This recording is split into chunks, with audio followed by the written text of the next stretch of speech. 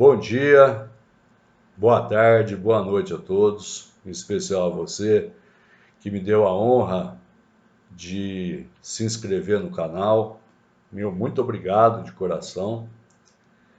E a você que me visita pela primeira vez, seja muito bem-vindo, que Deus o abençoe, que essas aulas sirvam para que você tenha um subsídio para você prestar o seu concurso público, seu exame da OAB, né?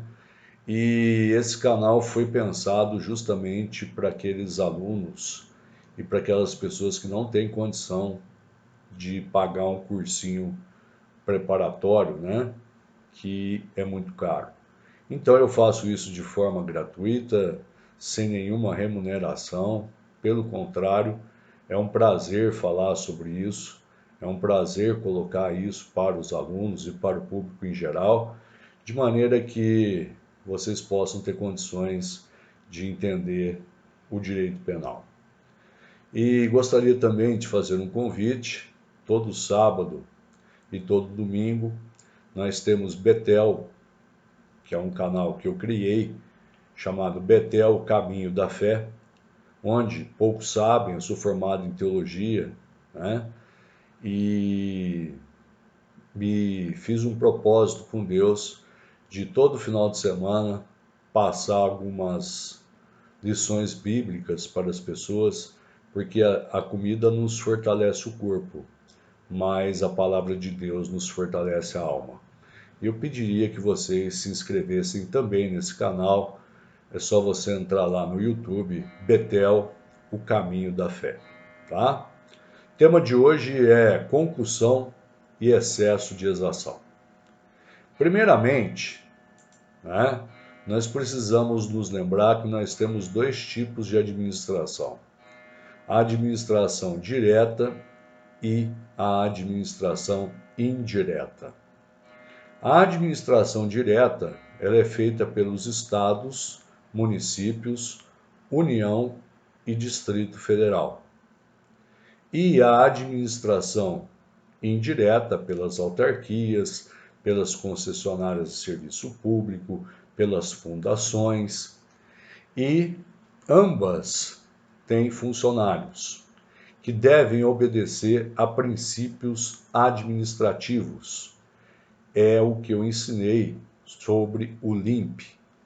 Primeiro é a legalidade, segundo é a impessoalidade, terceiro é a moralidade, quarto é a publicidade e quinto é a eficiência. E quando nós falamos dos crimes contra a administração pública praticados, né, pelos funcionários, nós vamos falar hoje sobre a concussão e sobre o excesso de exação. E eu gostaria de começar a aula citando uma frase do professor Jefferson Botelho. A corrupção é um câncer putrefeito que corrói a sociedade e detona a esperança de uma nação. Infelizmente, o Brasil hoje vive um processo de metástase, de câncer, de corrupção, destruindo toda a nossa sociedade e detonando a esperança de milhares e de milhares de brasileiros. A concussão, ela vem do latim concussione, que significa comoção violenta, abalo, choque, abalar ou tremer. É muito comum, né, nós confundirmos concussão com corrupção passiva ou ativa. Porém, a nova lei, que foi o pacote anticrimes, igualou as penas para as três condutas criminosas: de corrupção ativa, de corrupção passiva e de concussão, prevendo uma pena de 2 a 12 anos de reclusão e multa. É necessário dizer que a concussão é um crime praticado por funcionário público, quando age em contrariedade aos princípios que regem a administração pública: legalidade, impessoalidade, moralidade, eficiência e publicidade. Mas funcionário público não é somente aquele que presta concurso. Nós precisamos sempre nos lembrarmos do artigo 327. Considera-se funcionário público para efeitos penais que, embora transitoriamente ou sem remuneração, exerce cargo, emprego ou função pública. Vamos para o crime de concussão previsto no artigo 316 do Código Penal. Começa com o verbo exigir. Exigir significa impor ou comandar. E essa exigência, ela é direta ou indireta. Ela pode ser praticada pelo próprio agente ou por algum subordinado ou terceiro. Para si ou para outrem, direta ou indiretamente, ainda que fora da função ou antes de assumi-la, mas, em razão dela, vantagem indevida.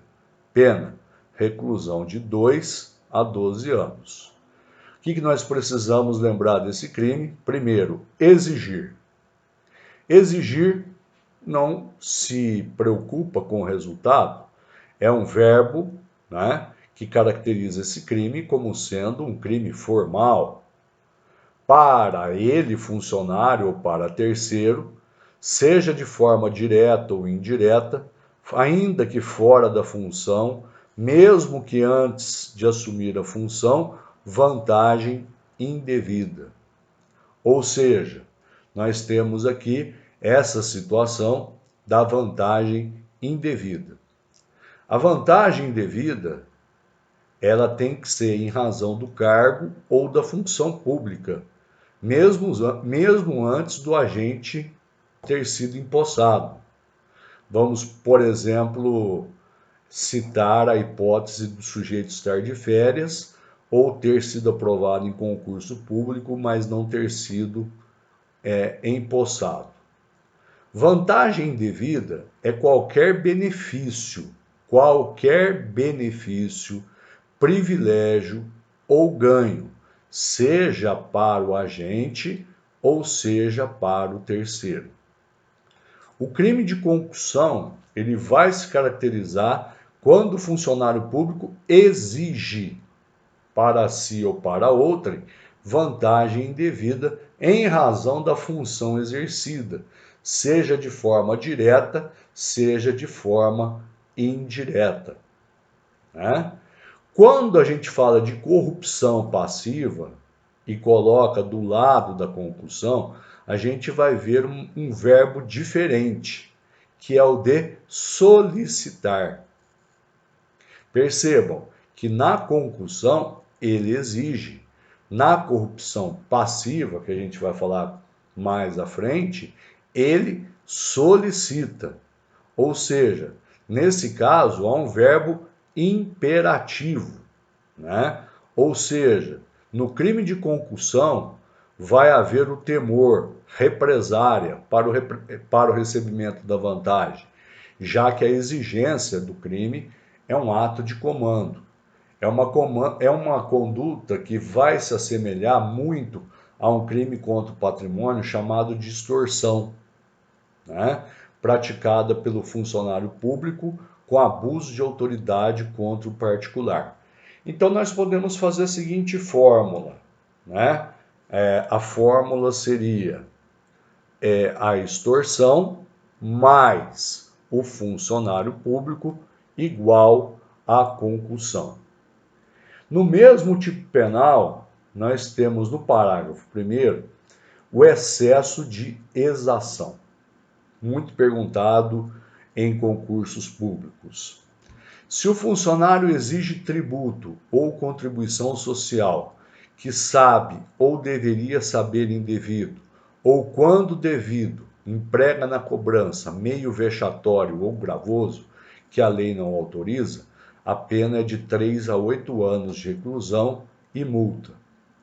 Se o funcionário desvia em proveito próprio ou de outro o que recebeu indevidamente para recolher os cofres públicos, a reclusão é de 2 a 12 anos e multa. É o funcionário público, que nós já vimos a definição, né? E ele vai fazer o quê? Ele vai exigir um tributo de uma pessoa, uma contribuição de uma pessoa que sabe que é indevida, ou quando é devida, ele vai usar de meios vexatórios ou gravosos para a sua cobrança. Ou seja, quando nós voltamos na concussão, nós vamos ver que o verbo é exigir. E exigir é impor, pressionar, ordenar, obrigar. É mais do que um pedido. É um constrangimento.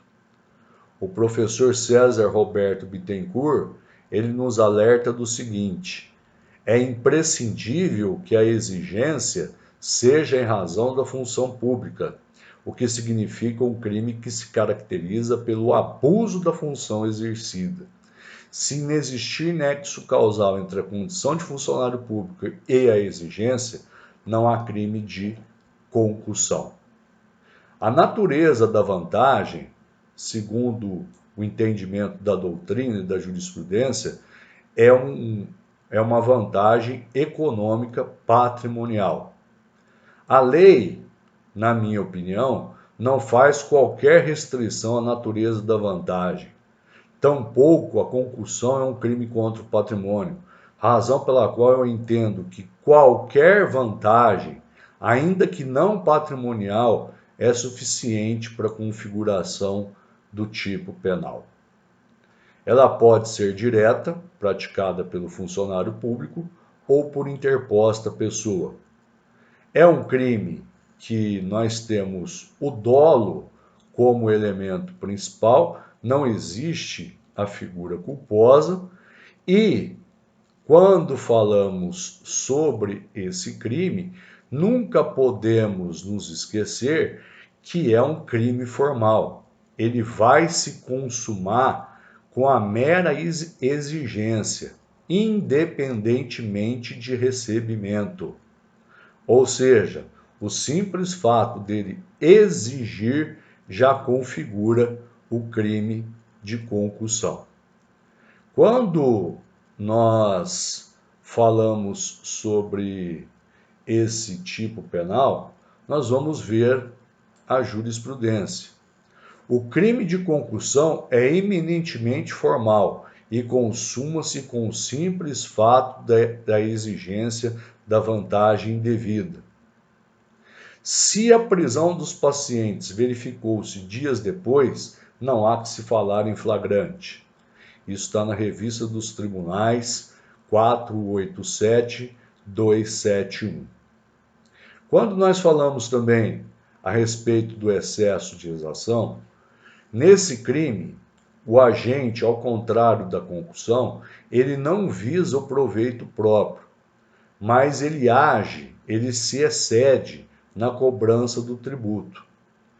Ele usa uma cobrança indevida, quando, por exemplo, ele exige tributo ou contribuição que sabe indevido, ou ele usa da cobrança vexatória ou gravosa, na hipótese em que o tributo é devido, mas a forma de cobrança é irregular, porque ele usa de meio vexatório, humilhante, que ofende a dignidade do contribuinte, ou gravoso, que acarreta despesas ou ônus desnecessários ao contribuinte. Essa definição é do saudoso professor Paulo José da Costa Júnior, no livro Comentários ao Código Penal, quinta edição, Saraiva 97, página 1004. Quando nós falamos sobre essa questão do excesso de exação, nós temos que ter em mente, primeiro, que ele age pedindo, requerendo uma exigência indevida. Ou seja, ele vai e atua fazendo a cobrança de uma contribuição indevidamente. A segunda figura ele vai fazer uma cobrança vexatória ou gravosa, que não é autorizada em lei. É chamado de exação fiscal vexatória. O objeto material do crime é tributo ou contribuição social. Tributo é toda prestação pecuniária compulsória em moeda ou cujo valor nela se possa exprimir que não constitua de sanção de ato ilícito, instituída em lei e cobrada mediante atividade administrativa plenamente vinculada. O tributo é gênero, dos quais compreende as seguintes espécies: imposto, depois taxa, depois contribuição de melhoria. Nós devemos lembrar que esse crime de excesso de exação é um crime próprio, que somente pode ser praticado por funcionário público. O sujeito passivo é o Estado e ele vai atuar requerendo, né, a exigência indevida do tributo, né, do imposto, da taxa, da contribuição de melhoria, ou ele vai cobrar de forma vexatória, ou seja, consuma-se com o meio vexatório ou gravoso da contribuição social, independentemente do seu recebimento. Cite-se o seguinte exemplo: com o devido aparato, já se acha na casa ou estabelecimento do ofendido, mas ele é obstacularizado antes que se inicie a cobrança. Nós temos uma causa de aumento de pena, que é a questão do funcionário ser ocupante de função de direção ou assessoramento, e a forma qualificada, quando o funcionário desvia em proveito próprio ou de outrem o valor que recebeu indevidamente para recolher aos cofres públicos, e a pena aqui é de 2 a 12 anos. Qual que é a diferença entre concussão e extorsão? Muito simples. Na concussão, o sujeito ativo é o funcionário público.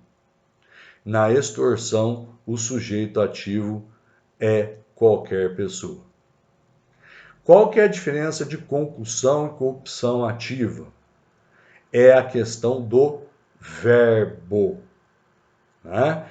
Quando nós falamos de concussão e corrupção ativa, segundo a jurisprudência, são crimes, não é possível a existência de ambos ao mesmo tempo. É que a vítima que entrega o dinheiro exigido, quando o dinheiro é exigido, é o crime de concussão.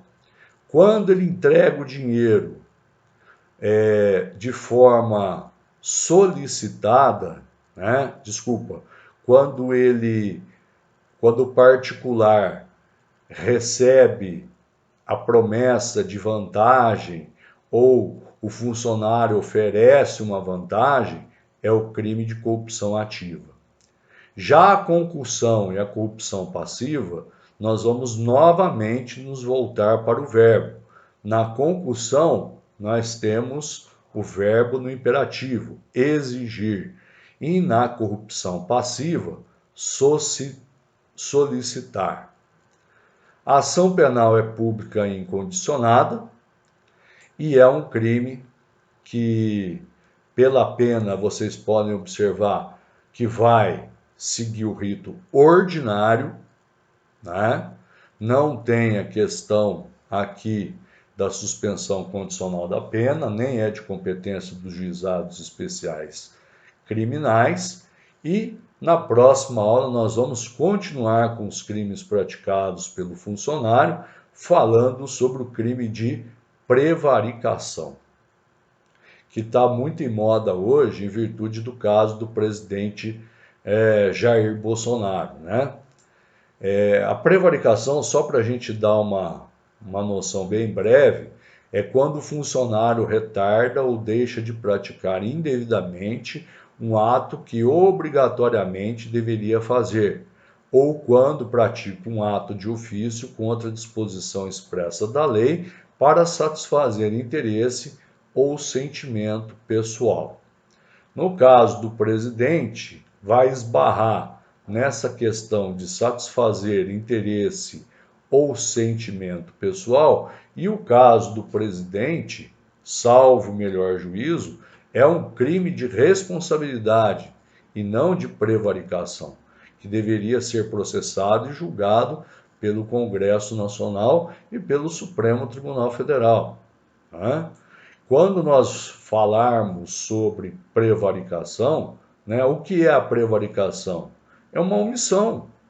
Ele retarda, ele deixa de praticar de forma indevida um ato de ofício ou pratica esse ato contra a expressa determinação da lei e o finalzinho, para satisfazer interesse ou sentimento de ordem pessoal. O sujeito, né, no caso Bolsonaro, ele pode ser penalizado por improbidade administrativa na esfera civil ou sofrer um processo administrativo disciplinar ou até um crime de responsabilidade, mas nunca de prevaricação, né? Quando nós falamos da prevaricação, é um crime de menor potencial ofensivo, não cabe a prisão em flagrante, né? É de competência do juizado especial criminal e ele atenta contra o bom funcionamento da administração pública. Ato de ofício corresponde à função do próprio agente, que deixa de cumpri-lo. Pode ser também caracterizado por uma prática desvirtuada, quando ele deve agir de uma forma e age de outra, que é considerada incorreta para o caso. E também pode ser caracterizado quando ele age retardando o ato, ou seja, ele deixa passar o momento para agir em interesse próprio ou interesse sentimental. Necessário se dizer que, para a caracterização desse crime, é necessário que haja a questão da obtenção da vantagem pessoal ou sentimental. Como eu disse, na minha concepção, né, no caso do presidente Bolsonaro, né, primeiro, ele retardou ou deixou de praticar? A primeira questão é essa questão do indevidamente. Um ato que obrigatoriamente deveria fazer. Será que esse ato era de responsabilidade do presidente? Se não for, não se caracteriza o crime. Ou quando ele pratica um ato de ofício contra a disposição expressa da lei e para beneficiar ou satisfazer um sentimento pessoal, né?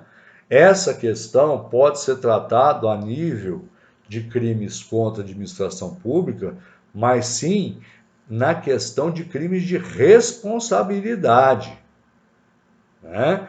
Crimes de responsabilidade. Crimes no âmbito da improbidade administrativa e não no âmbito da prevaricação. Foi o parecer que foi exarado pelo procurador Aras, né?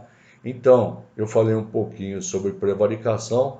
Um próximo encontro nós vamos falar mais sobre esse delito.